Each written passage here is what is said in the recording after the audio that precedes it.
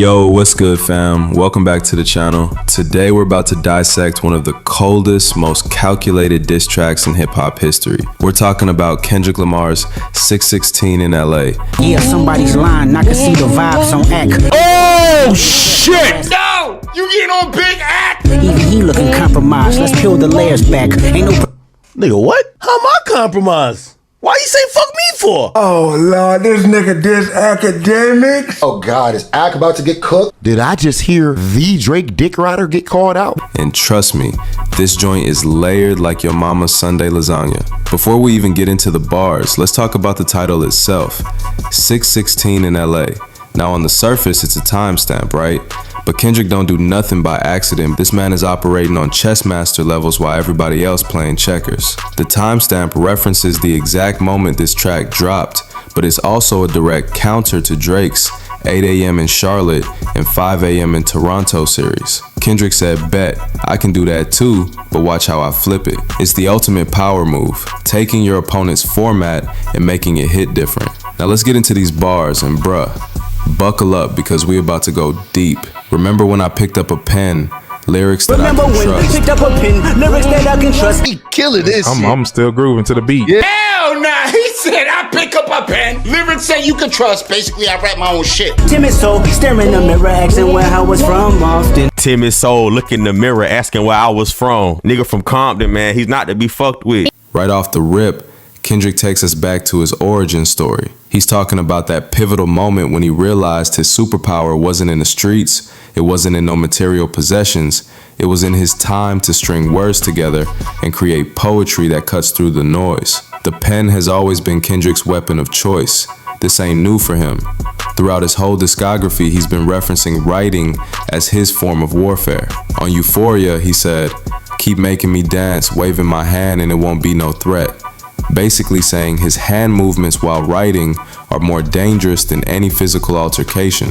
That pen is deadlier than any gun, any fist, any physical weapon you could imagine. When he says lyrics that I can trust, he's emphasizing authenticity. In an industry full of ghostwriters and fabricated personas, Kendrick is reminding everyone that every word that comes out his mouth is his. No cap, no ghostwriters, no borrowed thoughts, just pure, unfiltered Kenny. I'm trying to think about the timeline of how shit dropped, right? I actually believe that maybe right after Euphoria, he probably had this done, or he might have had this done before Euphoria. Okay? Anyway. Really bang set my nigga Chuck T, you know. And then with Chuck T, obviously, is, you know, Jason Taylor. Okay?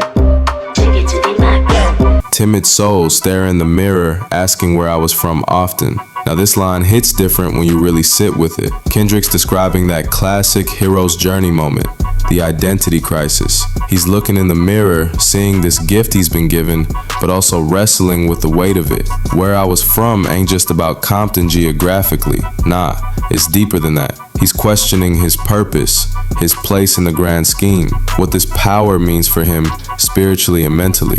It's like when Peter Parker first got bit by that spider. You got these abilities now, but what's the cost? What does it mean? How do you wield this responsibly? This vulnerability is what separates Kendrick from everybody else.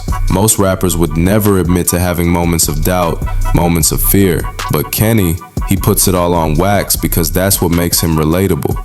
That's what makes him real. I know this type of power is gonna cost, but I live in circadian rhythms of a shooting star. I know this type of power is gonna cost, but I live in circadian rhythms of a shooting star. Do you know what a circadian rhythm is? It's your sleeping pattern, the way you wake up and go to sleep. What are you trying to say is, man, I might wake up every 3 years, do an album, but guess what? It's like watching a shooting star. Everybody gonna point. You never forget it, and it brightens the whole night sky.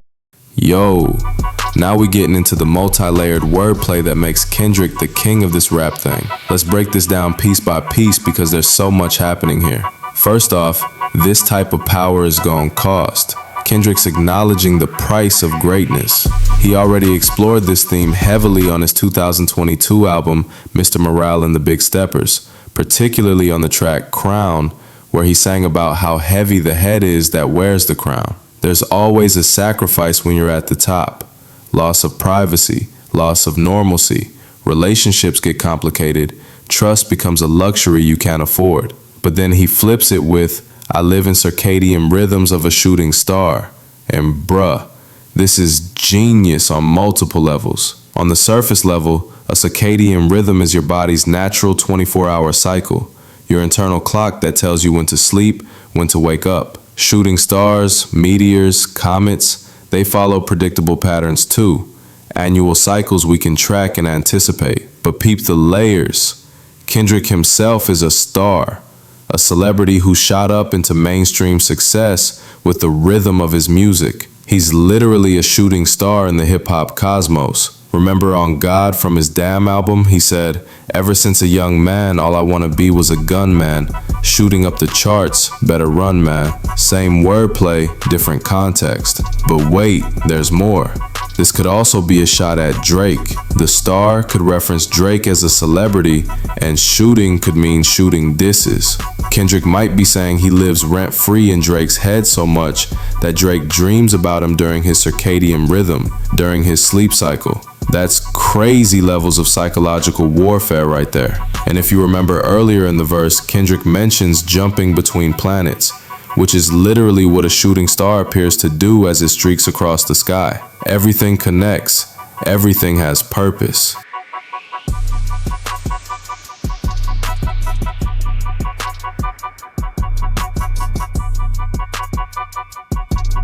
What?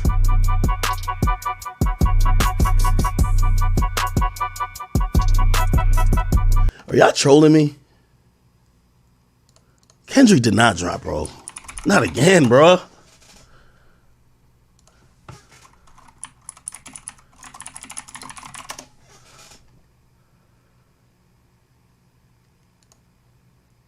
Today? A fucking again? Bruh. Bruh. Bruh.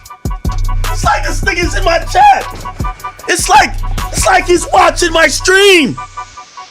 It's like we can't even get a moment to like, yo, hey, nah, Drake dropped a good one here. I know we gonna get, he's dropping again. Bruh. Did this nigga make an album filled with diss songs? Bruh! What's up with this shit, dog? The mannerisms of Raphael. I can heal and give you art. Now this bar right here, this is that high-level literary genius that makes English teachers excited. Kendrick's invoking not one but two Raphaels in one line, and both references are intentional and meaningful. First, he's talking about Raphael, the Italian Renaissance painter and architect, one of the three great masters alongside Michelangelo and Leonardo da Vinci. Raphael was so influential that he inspired an entire art movement called mannerism. Kendrick saying, yeah, these are diss tracks, but don't get it twisted. This is high art. This is museum quality work. He's elevating rap beef to fine art status, saying what he's creating has the same cultural significance and technical mastery as Renaissance paintings.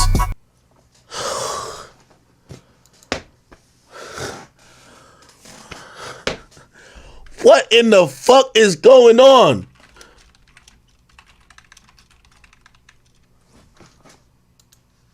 I was even trying to go live on Twitter today, but now I got to. Let's listen to... Jesus Christ, what in the fuck?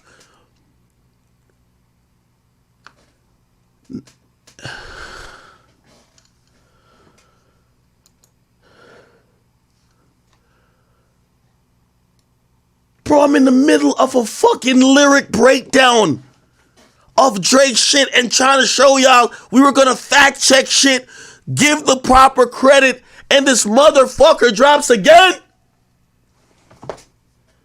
Again?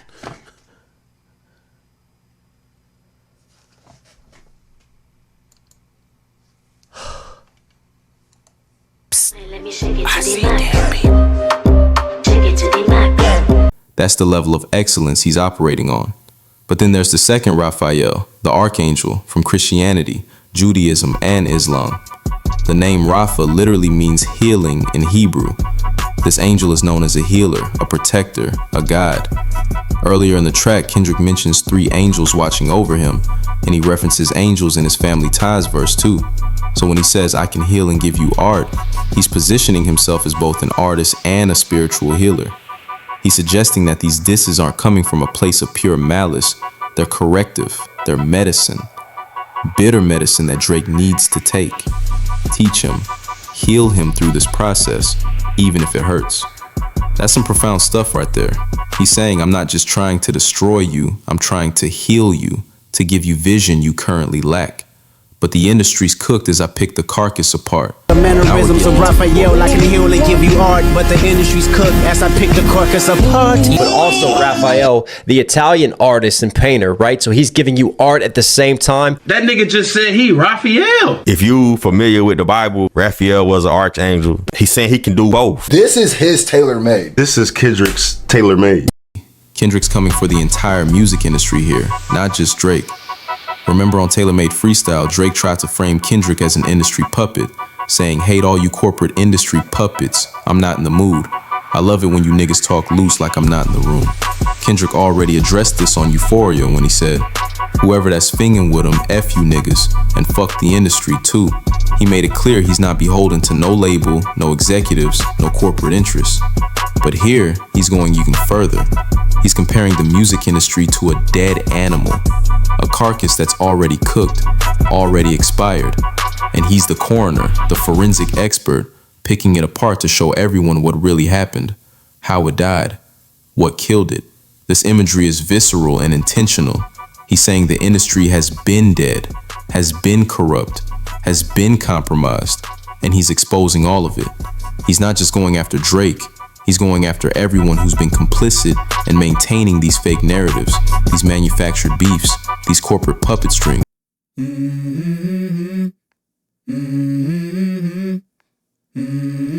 DJ Mustard is in this too. Add him to the op list. God damn it. Let me shake it to the max. Shake it to the max. Yeah, somebody's lying.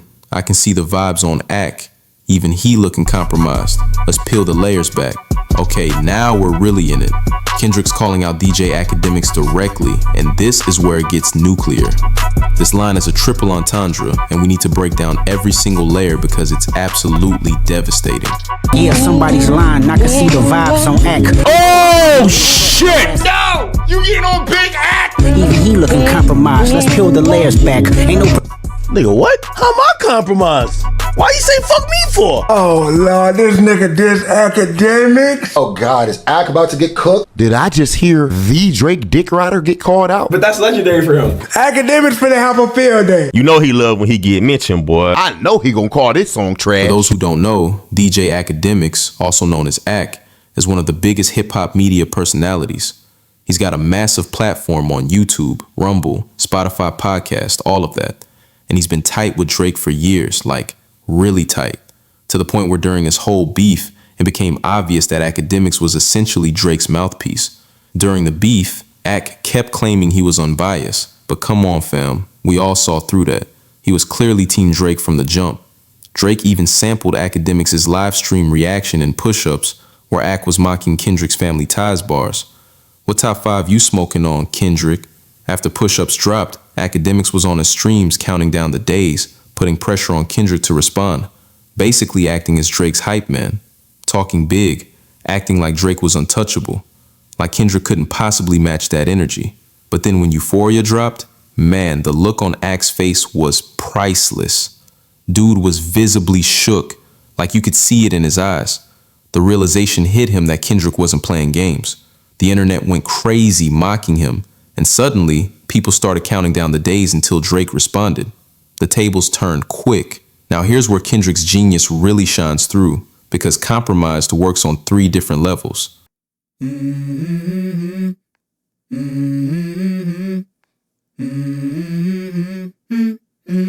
Let's go. You gotta shoot him now. I'm sorry. Drake, you gotta shoot him and you gotta shoot him now. I'm sorry. Layer 1, financial compromise. Akademiks isn't just biased, he's compromised. meaning there might be financial incentives, there might be information being leaked through him, there might be a whole operation running through Akademiks' platform. He's not an independent journalist anymore. He's essentially on Drake's payroll, whether officially or unofficially. His credibility is shot because he's not reporting the news, he's making the news for Drake's benefit. And check this out, about a month before 616 in LA dropped, Akademiks bought a Maybach and said it represented all the rappers whose careers he killed. The cover art for 616 in LA, a photo of Maybach gloves. Kendrick was watching. He knew exactly what he was doing with that cover art choice. He was letting Ak know, I see you. I see what you're doing, and I'm coming for you too. Layer 2, emotional compromise, the fear factor. But here's the deeper layer that a lot of people missed. When Kendrick says even he looking compromised, he's also talking about how scared Akademiks looked after Euphoria dropped. Remember, Ak had been talking mad trash, hyping Drake up, putting pressure on Kendrick, acting like Drake was untouchable. But after Euphoria, you could see the fear in Akademiks' face. Homie realized that his boy might actually lose this battle. Rapping like he's Carlton from Fresh Prince of Bel-Air. What are we gonna do with this shit? No, you're a master manipulator and a habitual liar too. Bro, this nigga just said, hey, bro. Yo, hey, hold on. I just want to put in perspective. This nigga got in the same line calling the nigga a master manipulator and a habitual liar. This nigga sound like a baby mama nigga complaining about her baby daddy. You're a manipulator. You're a liar. What type of bullshit is this? But don't tell no lie about me, and I won't tell no truths about you. Okay, I bet. I'm trying to get into this shit. Hold on, let me put this gas back on. This shit's some bullshit right here. Yeah, I'm out the way. I'm low, okay. Yeah, the island's right here. Remote, okay. I ain't thinking about no Reaper, nigga. I'm reaping.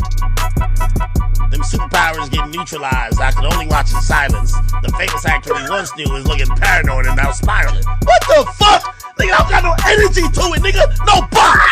Wait, you're moving like a degenerate. Every antic is feeling distasteful. I calculate you're not as calculated. I can't even predict your angle. A pathetic master manipulator. I can smell the tails on you now. You're not a rap artist. You're a scam artist with the hopes of being accepted. Scammer. Tommy Hilfiger stood out, but food never had been your collection. I make music that electrify. You make music that pacify. I can double down on that line, but I spare you this time. That random acts of kindness. No, this nigga rapping like he's Carlton from Fresh Prince of Bel-Air. And that terrified him. Because if Drake loses, what does that mean for Ak's credibility? What does that mean for his relationship with Drake? What does that mean for all the bridges he burned defending Drake? Ak was compromised emotionally. His poker face cracked. His confidence shattered. And everyone could see it. The man who had been so bold and cocky suddenly looked nervous, looked uncertain, looked like he was regretting hitching his wagon to Drake's star. That's what Kendrick means by I can see the vibes on Ak. He could literally see the fear and uncertainty radiating from Akademiks' reactions. It's not nobody can tell me. I don't want to talk on no silly. You know I got language barriers. It's no accent you can tell me. Yeah, Cole and Nabi know I'm a selfish nigga. The crown is heavy. I pray they my real friends and not Hawaii and W Melly. I don't like you popping shit that for real. For him, my hair is the beat. Hey, fuck all that pushing P. Scoring, I'm terrorist Crawford. Yeah, I'm whooping feet. We ain't gotta get personal. This a friendly page. You should keep it that way. Know some shit about niggas. Make one look like a saint. Ain't been about critics, not about gimmicks, not about who's the greatest. Always been about love and hate. Let me say, I'm the biggest hater. I hate the way that you walk, the way that you talk. I hate the way that you dress. You rapping like he's Carlton from Fresh Prince of Bel-Air. What are we gonna do with this shit? No, you're a master manipulator and a habitual liar too. The internet caught it too. People started making memes, started clowning him, started questioning whether Ak was ready for Kendrick to keep going. Because if Euphoria shook him that bad, what was going to happen when Kendrick really turned up? What was 616 in LA going to do to him? What about Meet the Grams? What about Not Like Us? Why did Mustard kill this beat like this? Why? Bro, I'm upstairs. I don't know if you know, like, so where I stream at, this is a studio. Like, this is actually, like, I've recorded music. Other people have recorded music here. Oh, dope. Back there, That's plexiglass. That's a plexiglass booth. There's a mic in there, whatever. There's a whole sound panel over here. Okay. There's pianos over here. Like, you can make music here, right? Okay. Like, obviously I have the computers out of the stream. Yeah. So I have mad speakers in here. So when you see me, like, I don't wear headphones because I'm vibing out. So I cut my shit off, and this shit is loud. I go upstairs, and I ain't gonna lie to you. So, like, you know, this plane is loud as fuck. The bass. That shit just sound like a bop, even through the floors. I'm like, damn, the beat knocking. I'm gonna be honest with you. This.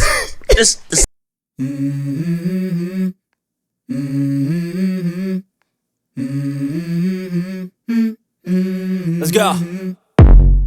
I wake up to a Drake song? So this shit must have been mad recent. Drake dropped the shit last night, and he's mentioning the song today.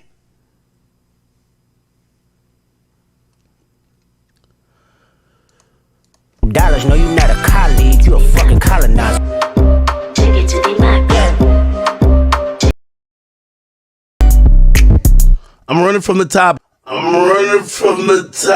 Akademiks went from being Drake's loudest cheerleader to looking like a dude who bet his whole house on a horse that might not finish the race. That's compromise too. Not just financial or informational, but emotional. His confidence in Drake was compromised, and everybody could see it. Layer 3, the snitch theory. Kendrick's also suggesting that Akademiks might be one of the leaks in Drake's camp. This connects to the Pusha T reference later in the bar. Remember, one of the theories about how Pusha T got information about Drake's secret child was that there were people in OVO who weren't loyal, who were leaking information. Kendrick suggesting the same thing might be happening again, and Akademiks, intentionally or unintentionally, might be part of how information is flowing. Maybe Ak talks too much on his streams. Maybe he reveals things he shouldn't. Maybe he's so thirsty for content and clout that he becomes a liability rather than an asset to Drake. When Kendrick says, let's peel the layers back, he's channeling Pusha T's energy from the story of Adidon. Remember when Push said, we gonna take this slow, we just gonna peel it back layer by layer. That was right before he exposed Drake's secret child to the world, information he allegedly got from people in Drake's own camp. Kendrick's using that same approach, suggesting he's got more information, more receipts, more layers to expose. And importantly, this is the second time Kendrick referenced Pusha T in this beef. The first being on Euphoria. He's aligning himself with the one person who definitively won a battle against Drake. The one diss track Drake never responded to because he couldn't. The one battle Drake had to admit defeat in. The phrase peel the layers back also suggests there's deeper corruption, deeper compromises happening behind the scenes. Akademiks might just be the visible symptom of a larger disease in Drake's camp. Leaks, snitches, people who aren't loyal. People who are in it for personal gain rather than genuine support. But bringing it back to that fear factor, the fact that Ak looked so shook after Euphoria tells you everything you need to know. He saw something in that track that made him realize Drake might be in over his head. And if the dude who's supposed to be Drake's biggest supporter is looking nervous, imagine what's going through Drake's mind. Imagine what's going through OVO's mind. This is psychological warfare at its finest. Kendrick's not just battling Drake. He's creating paranoia in Drake's whole operation. Who can Drake trust? The coffee ain't hit yet, damn ain't that great. I don't wanna go to work cause my boss is a jerk and I'm not even that paid.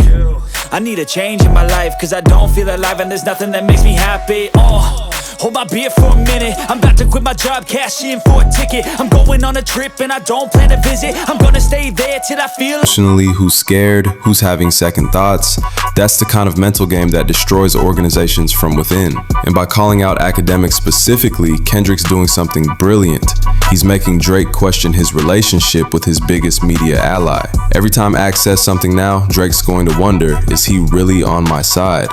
Is he scared? Is he saying things that might hurt me? Is he compromised? That's how you create division and mistrust.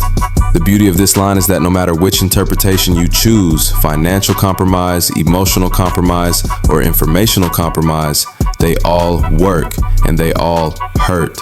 That's master level wordplay right there. One word, 3 devastating meanings, all of them true in their own way. Bringing it all together. What makes 616 in LA so devastating isn't just the bars themselves, it's the strategy behind them. Kendrick's operating on multiple levels simultaneously. Level 1, he's establishing his credibility and authenticity as an artist who writes his own material and stays true to himself. Level 2, he's acknowledging the burden and responsibility of being a generational talent while affirming he's built for it. Level 3, he's elevating the art form itself, comparing his work to Renaissance masters and biblical figures. Level 4, he's exposing the corrupt systems and compromised individuals propping up his opponent. Level 5, he's creating paranoia and mistrust within his opponent's camp by showing them that even their most loyal supporters are showing cracks in their armor. Level 6, he's demonstrating that he can read people, read situations, read fear, and use all of that as ammunition. That's chess, not checkers. That's Sun Tzu art of war applied to hip-hop. Kendrick's not just trying to win a rap battle, he's trying to dismantle the entire infrastructure supporting his opposition. And he's doing it by pointing out not just corruption, but weakness, not just betrayal, but fear. The Akademiks line is particularly genius because it serves multiple purposes. It discredits Drake's biggest media supporter, it creates paranoia about who's truly loyal, it exposes the fear that's creeping into Drake's camp, and it sets up the threat of more information being revealed. When someone like Akademiks, who had been so bold, so confident, so vocal, suddenly looks shook and compromised, that tells everyone watching that maybe Drake isn't as invincible as people thought. Maybe Kendrick really is operating on a different level. Maybe this battle is more one-sided than anyone expected. And the way Kendrick does it with such sophistication, such layers of meaning, such cultural and literary references, that's what separates him from everyone else. Most rappers are painting by numbers. Kendrick's creating Renaissance masterpieces. The beauty of these bars is that they work on multiple levels. If you're just a casual listener, you hear some hard disses and keep it moving. But if you really sit with it, if you peel back those layers like Kendrick's asking us to do, you realize you're witnessing one of the greatest lyricists of all time operating at peak performance. This is why Kendrick's considered the best rapper alive by so many people. It's not just about technical ability or clever wordplay, though he's got that in abundance. It's about the depth, the intentionality, the way every single word serves multiple purposes, the way he weaves together history, culture, spirituality, psychology, street politics, and even body language and emotional intelligence into cohesive artistic statements that hit you in the chest. 616 in LA is a masterclass in how to execute a diss track with precision, purpose, and profound artistry. It's not just about tearing someone down, it's about exposing truth, creating art, exploiting psychological weaknesses, and elevating the entire genre in the process. That moment when Kendrick said, "I can see the vibes on Ak," that's him letting everyone know he's not just listening to what people say, he's watching how they move, how they react, what they reveal through their body language and facial expressions. He's studying the game on multiple levels, reading between the lines, picking up on the subtle shifts in confidence and energy. And that's terrifying for his opponents because it means you can't hide. You can talk tough all you want, but if your eyes betray fear, if your voice betrays doubt, if your reactions betray uncertainty, Kendrick sees it and he'll use it against you. That's why this track will be studied for years to come, why people will continue finding new meanings and new layers the more they listen. That's the mark of true greatness, work that reveals more of itself the more time you spend with it. All right, fam, that's the breakdown. Let me know in the comments what lines hit you the hardest, what connections you made that I might have missed. The whole Akademiks compromise angle is something a lot of people slept on, but when you really see it, when you see that fear in his face after Euphoria dropped, it all clicks into place. And if you want more deep dives like this, make sure you subscribe and hit that notification bell because we're going to keep peeling back these layers, keep exposing the genius in Kendrick's work. Stay blessed, stay woke, and remember, always peel back the layers. And never underestimate what fear looks like on someone's face. Kendrick didn't. Peace.